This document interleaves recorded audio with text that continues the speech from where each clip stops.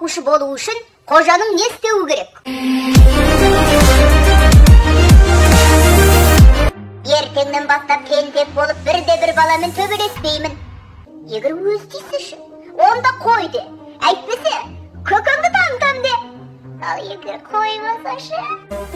Қарабүже, тап қой!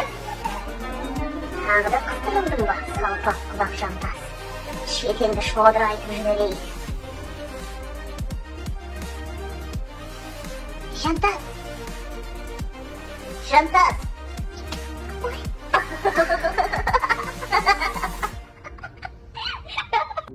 О, Султан! Чао, бомбела! Чао! Жатсам-тұрсам ойлайтынын білесің балам. Түзелім деп жұрт алдында уәдеңді бердің. Тырысып көрейін.